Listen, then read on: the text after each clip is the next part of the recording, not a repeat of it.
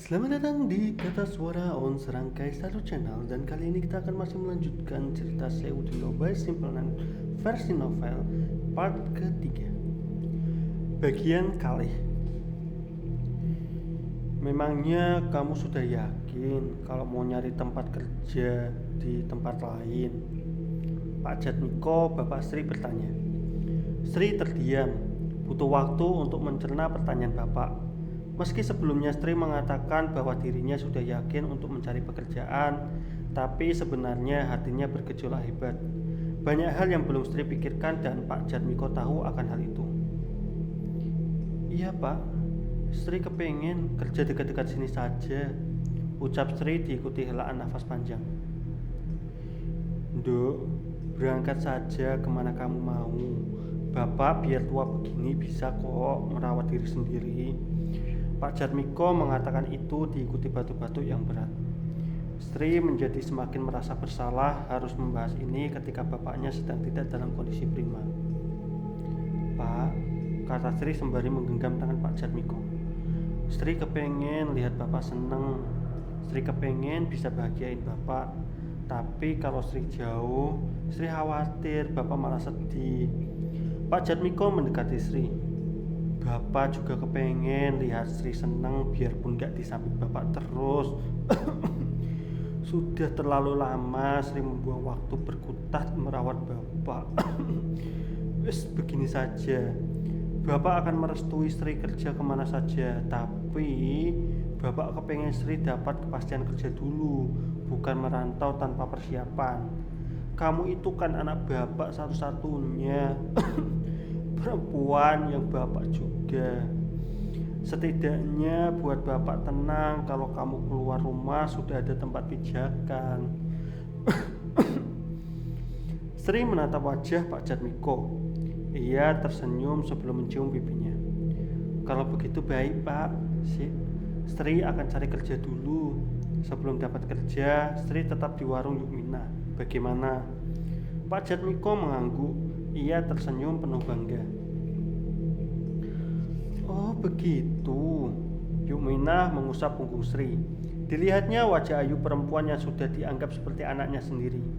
Jadi bapak kepengen kamu dapat kerja dulu. Setidaknya kerja di mana kamu sudah diterima begitu. Sri mengangguk. Yukminah tampak berpikir. Tunggu di sini Duk. Kayaknya aku punya sesuatu buat kamu.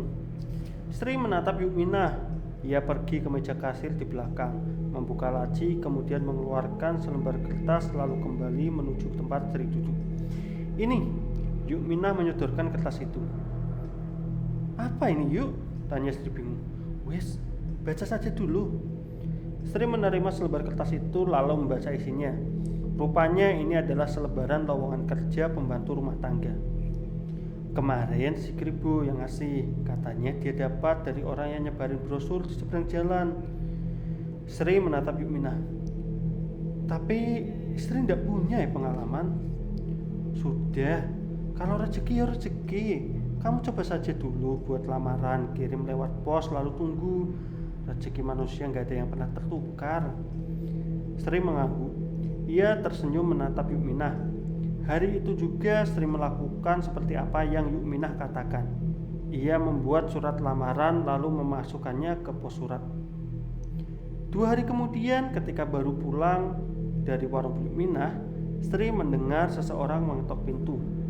Sri melangkah keluar. Sesampai di sana, Sri melihat seseorang tengah berdiri di depan pintu. Rupanya itu adalah Mbah Menik, tetangga Sri yang paling mampu di kampung ini. Wajah Mbak Menik semringah saat melihat Sri. Tadi ada yang telepon Duk, katanya dari biro jasa Gria Zainah. Mereka bilang kalau kamu sudah lolos seleksi pertama. Mereka mau ketemu kamu buat wawancara. Sri termenung sejenak. Kepalanya mencoba memproses apa yang dikatakan oleh Mbah Menik. Secepat itu seleksinya.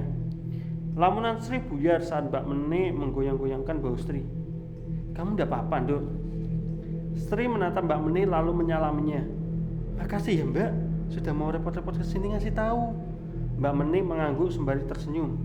Oh, namanya tetangga sendiri ya harus bantu. Ya sudah, tak doakan semuanya lancar dan kamu diterima. Kalau gitu saya pamit ya Nduk. Istri mengangguk.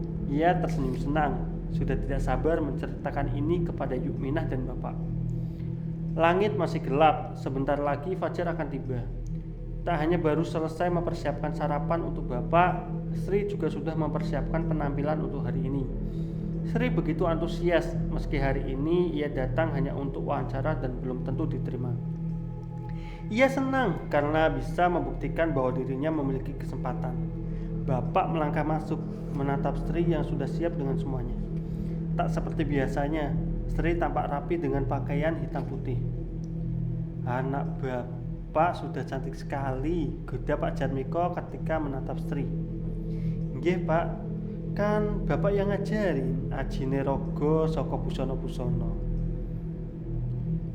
Bapak tersenyum bangga. Ya sudah, tak doakan kamu diterima ya hari ini. Sri mendekati bapak, mencium tangannya sebelum berjalan melangkah pergi. Sri, pamit dulu ya Pak. Bapak mengangguk.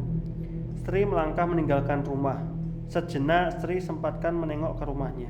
Beberapa kayunya sudah lapuk dan pondasinya miring. Rumah ini seharusnya sudah tidak layak ditinggali. Mudah-mudahan dengan uang pekerjaan barunya, ia bisa membenahi semua masalah di rumah, termasuk kesehatan bapaknya.